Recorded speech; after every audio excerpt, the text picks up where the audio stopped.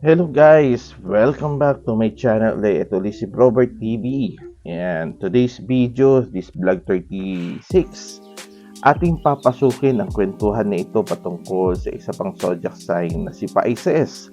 At bago natin simulan yan, syempre, tayo humingi ng guide. Ang usok nito ay paliparin natin patungo sa itaas at maging daan to na connection natin paghingi natin ng guides sa mga angel card. Yan, mga mensahe nila po maitaas no, yung mga kahilingan ninyo. And syempre, needed din natin tayo magpatunog. Hingi tayo ng dagdag kaalaman, dagdag proteksyon, dagdag grasya sa ating mga tahanan. Pumasok ang swerte, swerte. Ayan, pumasok ang biyaya ng kagalingan sa ating mga tahanan. Ayan. As I said, sa mga nauna natin video, lahat ng ito ay gabay lamang at syempre, needed pa rin nating kumilos at maging guide to at magbigay to ng tulong sa inyo. Yan ang aking unang pabati sa inyo. Okay guys, bago natin simulan to, syempre, shoutout muna tayo sa mga kaibigan nating Pisces. Ayan, hello sa kay Ate PB Oriente Ingara from Sultan Kudarat. Yan, pinanganak din siya noong February 23. Yan. Then si Rhea Monserrate. Yun din, February 23. Magka-birthday pala itong dalawang to. And kay Cherry, yan, pinanganak ng Pisces din noong taong 1959 din siya. Hindi niya na-mention kung anong pecha. Anyway, ganun din si Shimo Ariko. Ayan. Hello sa inyo. Shout out sa mga Pisces na yun. Ngayon guys, makinig ang mga taga Pisces dyan. At kung ikaw ay Pisces, sana share mo na to. At ibahagi mo na to, syempre para mapasok sila sa banga, sa pakikinig at panonood sa ating today's video. It's all about kay Pisces. Yan. Tatalakayin natin mga patungkol sa ating about sa kanilang mga background, sa kanilang kaperahan. Uy, kaperahan daw. Let's talk about financial yan. And sa mga negosyo nila, ano merong parating sa kanila, at pag-uusapan din natin syempre yung buhay pag-ibig nila. Yan. At the same time, ano yung mga nakalaan sa kanilang mga darating na buwan sa taon 2024 ngayong taon na to, Year of the Dragon, Wood Dragon. Yan. And then, ano pa ba? Career, yan, sa trabaho. Ating pag-uusapan pa rin yan. At kukuha tayo ng mga card dito, kagaya ng ating ginawa no, sa una nating video. Ating tatalakayin at syempre, gagawan natin ng magandang kwentuhan. Ang lahat ng ngayon, magaganap ngayon sa mga sandaling ito. Magaganap yan, guys. So, ano pa ang ating hinihintay? Ating simulan na to. Simulan na natin ang patungkol dito. Pisces. Pisces. Yan. Tignan natin ang background ni Pisces. Si Pisces po kasi, ang character po ni Pisces, pinanganak to ng February 20 to March 20. Sakop siya ng element of water. Element of water. And when it comes in water, more in emotion, masyadong sensitive. Ayan yung mga character niya. Yung symbols niya, yung isda, which is meaning kung sa panaginip to, swerte. At biyaya at grasya ang naghihintay rito lagi kay Pisces. And ang mode niya is all about feelings at yung kanyang deeper sense of believing, malalim na pakipag-ugnayan sa ibang tao, sa sarili niya, sa kanyang mga emosyon, guys. And as I said, hahagilap tayo dito ng mga ilang card at isasalansan natin to. Siyempre, kakatok muna tayo. Yan, para sa mga Pisces. Yan, para sa mga Pisces, bigyan niyo po kami ng guide at para sa taon 2024.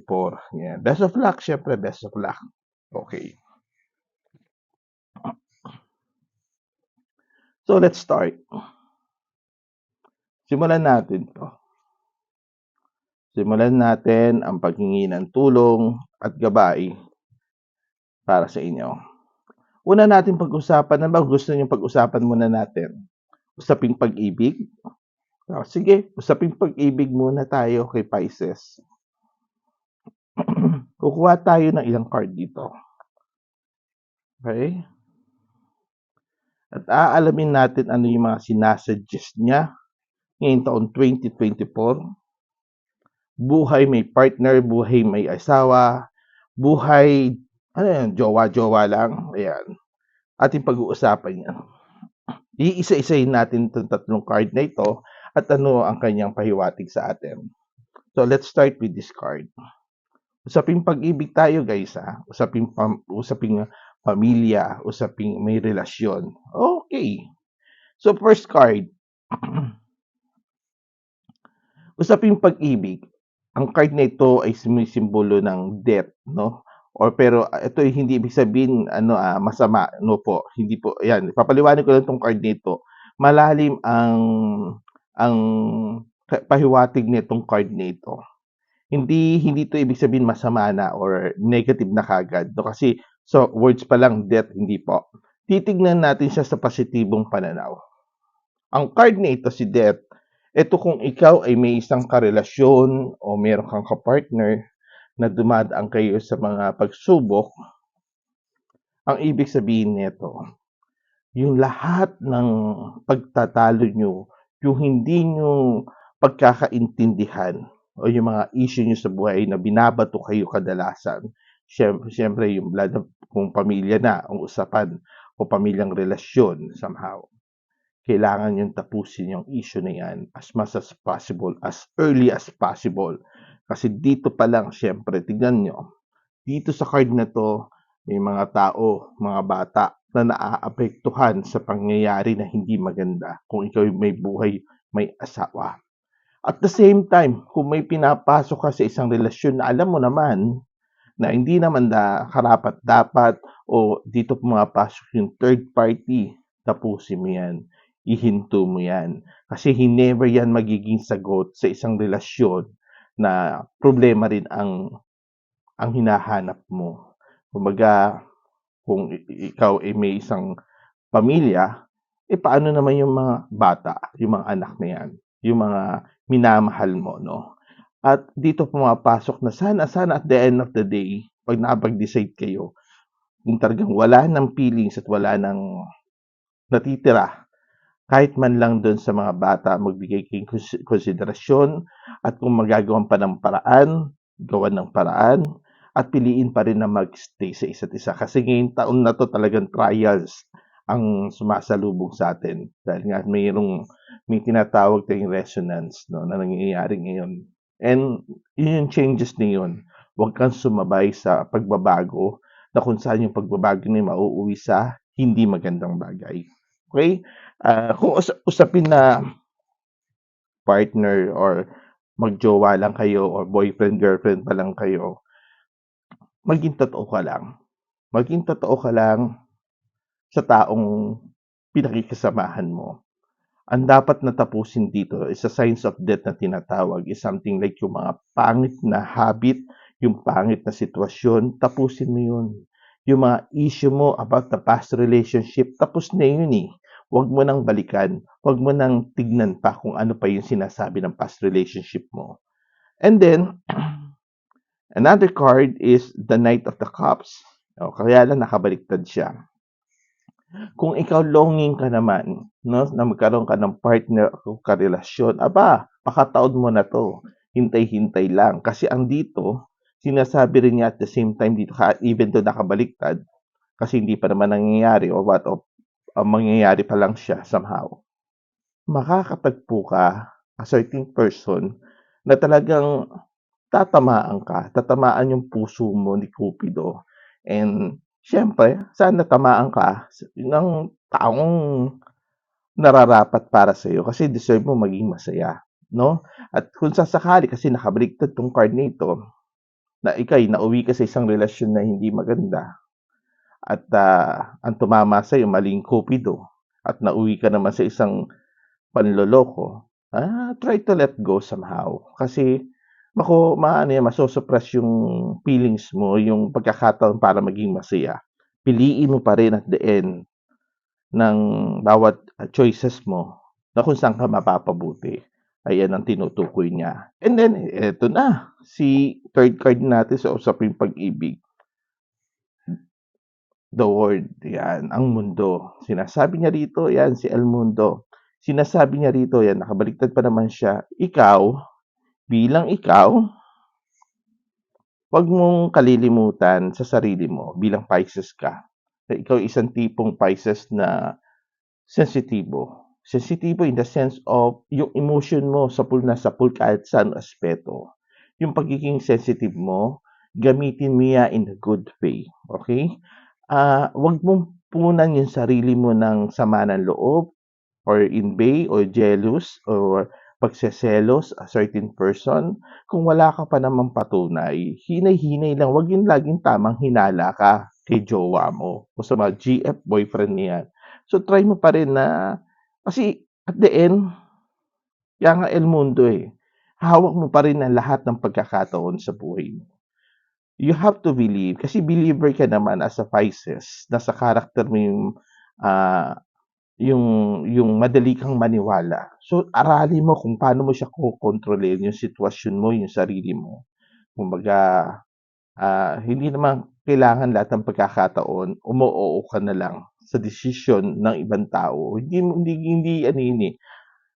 Napaka-importante po na sa isang individual, sa isang relasyon, yung mayroon ka pa ring masasabi, yung you have something to say at hindi pupuwedeng one-sided lang. Kaya ang mundo, yung nasa kapaligiran mo, yung part mo bilang ikaw, huwag mong kalilimutan yung kahalagahan ng sarili mo. In short, diyan pumapasok yung love yourself and napakaimportante po yun. So ayan yung patungkol sa isang relasyon, ah, usaping pag-ibig, okey? Buhay may asawa. Ang buhay may asawa, piliin mo pa rin kung saan kayo mapapabuti. You have to always to consider na may mga anak kayo. At yung relasyon nyo, pagganahin nyo, communication, ang pinaka-importante. Life must go on, kaano man yung problema na dumarating sa inyo. Dahil always think of this, na lahat ng yan ay lilipas din at magiging okay din. At kung may nangyayaring selusan, yung hindi magandang paghihinala, you have to stop it. Mas maganda yung parang pag-uusap na maayos.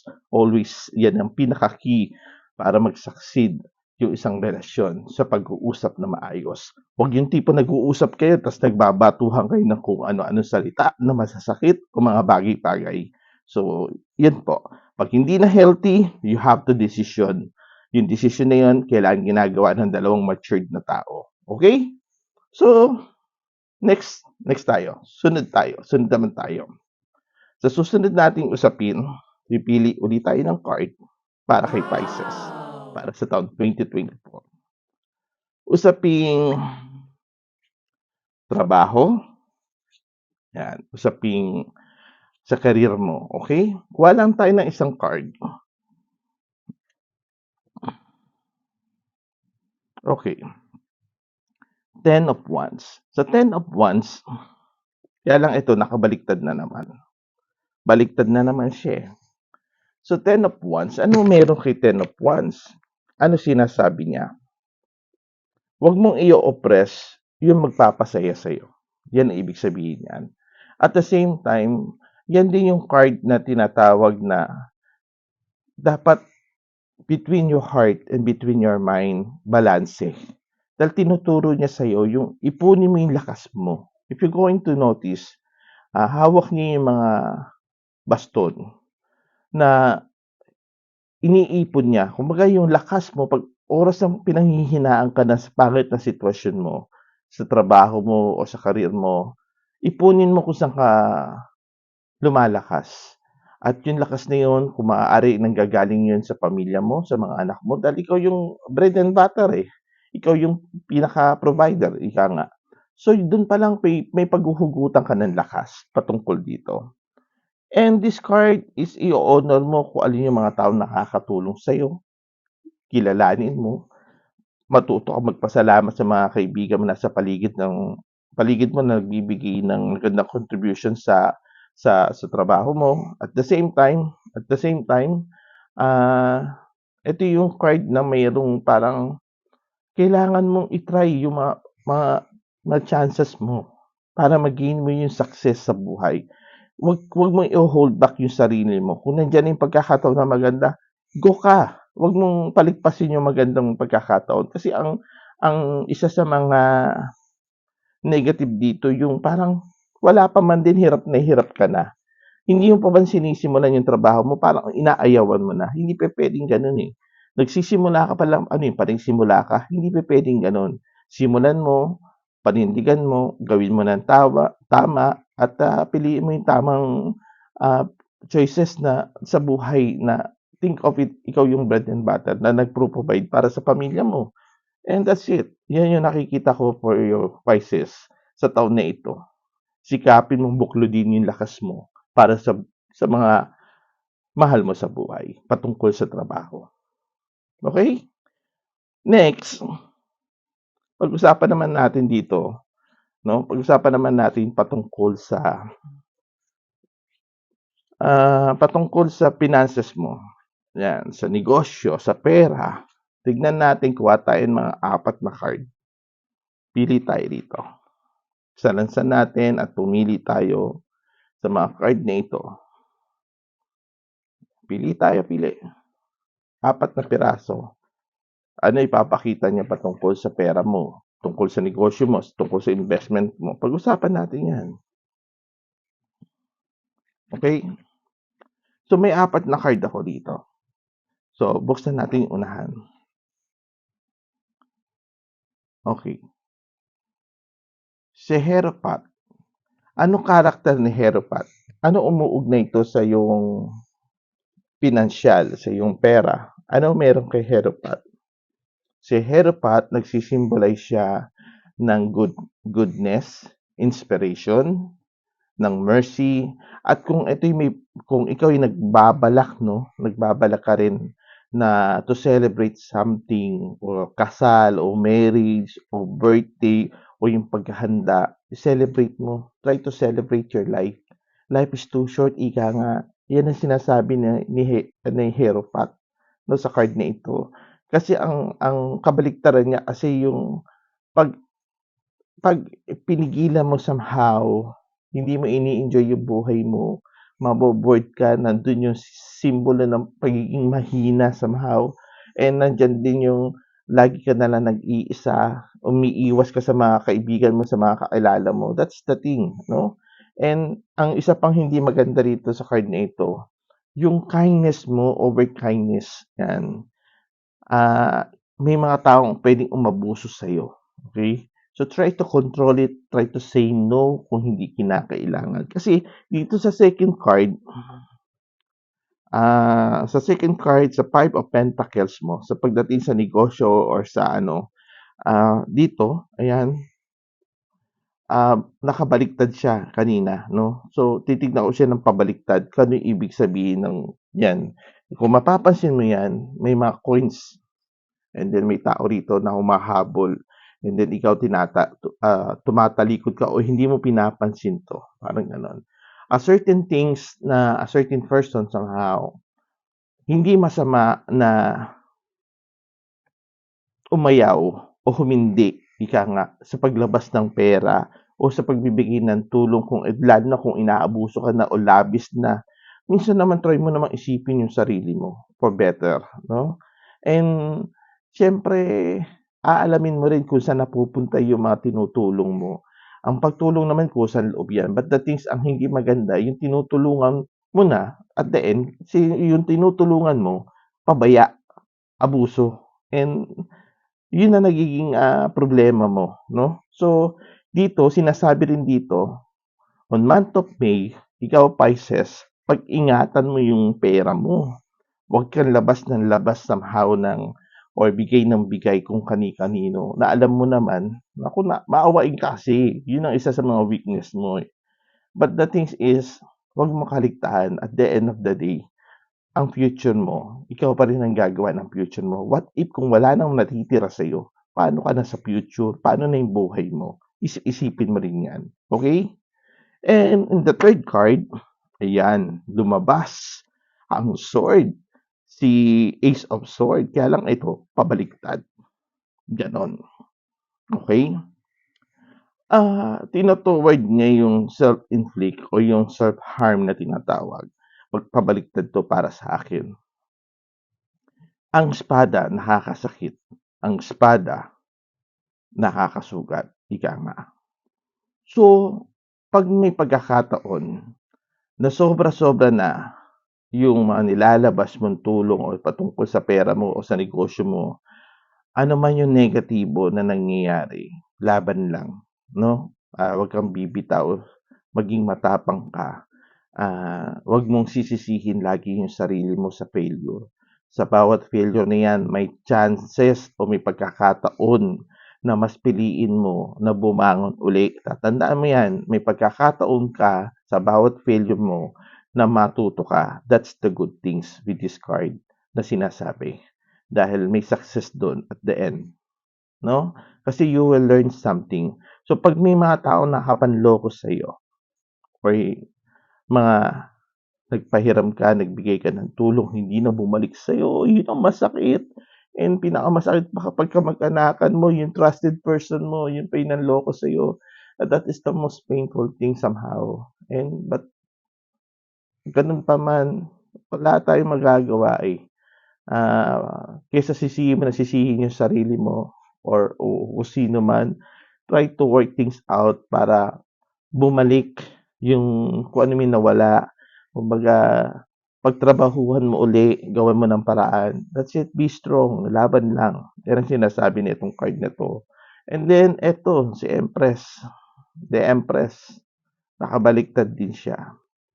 So, pagdating ng patungkol sa pera, o sa negosyo, o sa sariling individual na pinansyal na usapin, si Empress kasi ang character niya, parang sinasabi sa'yo, Pisces, hoy, hinay-hinay lang, huwag kang pabida, huwag kang payabang, o huwag kang tipong ang dami mong winawaldas just to say lang na, uy, ito mapera to, uy, ito kaya niyang gumastos ng ganito or what. Think of it, anong benepisyo ng ginagawa mo? Pag yung kalabisan mo, parang hindi na tama. So, yung, kumbaga, masyado kang impulsive na sa pagbili ng bagay o tinuturo na itong card nito.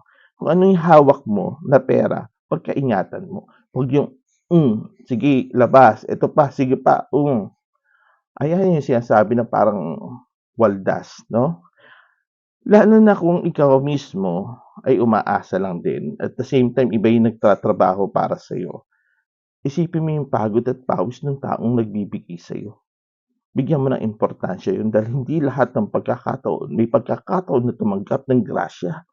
What if yung grasya na dumarating sa'yo, winawaldas mo lang, di mo na napansin, ang dami na nasayang na pagkakataon patungkol sa pera mo at kung inipon mo yun, nag-invest ka or what, siguro naman baka yumaman ka na at mas magaan na ang pasok ng gaan ng buhay sa iyo.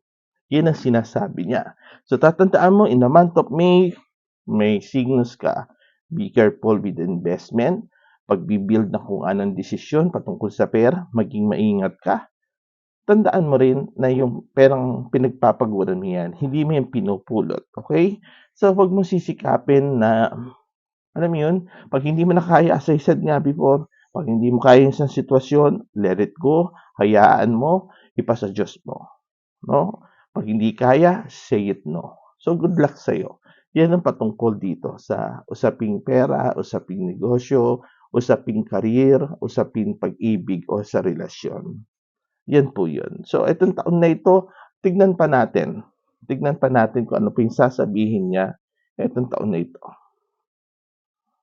Para sa'yo, tignan natin kung anong buwan yung pwedeng makatulong sa'yo o yung mag-an na buwan sa'yo. Patay rin na isang card sa top. Okay. Sinasabi na itong isang card na 'to, yung buwan ng March, there's a good things. Pero sa good things na ito, isang paalala rito, inuugnay dito, Pisces, yung health mo. Okay? Buwan mo 'to eh. Sumasakop ka pa rin dito, pasok ka pa rin dito sa petsang ito ng March. Up to February tayo, di ba? February ang start nito up to March 20. So, February 20 to March 20. Pasok pa rin, no?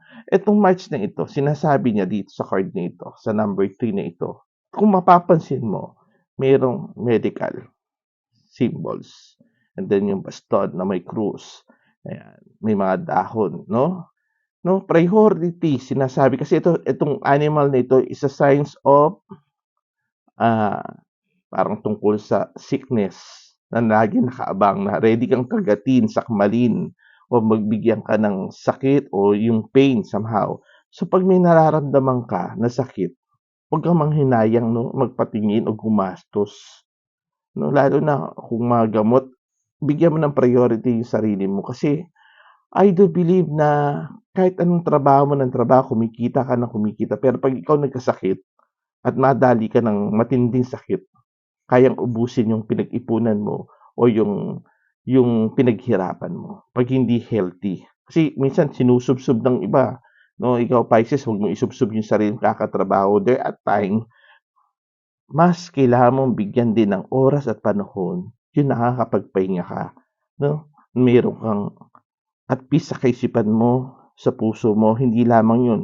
Yung buong katawan lupa mo, try mo makapagpahinga at maging okay ka. Pero yung hatid na number 3 sa'yo, maganda po. Maganda yung dating sa'yo na number 3. Magaan. So, decisions making, pipili ulit tayo ng isang card. Decisions making. Ano kailangan? Ano ina-advise sa'yo ng decisions making? Ayan, distraction.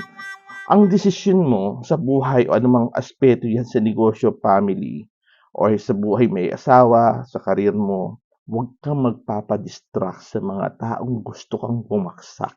Lalo na kung feeling mo na hindi na maganda hatid sa'yo ng taong yun, stop, hold, no? Pigilan mo.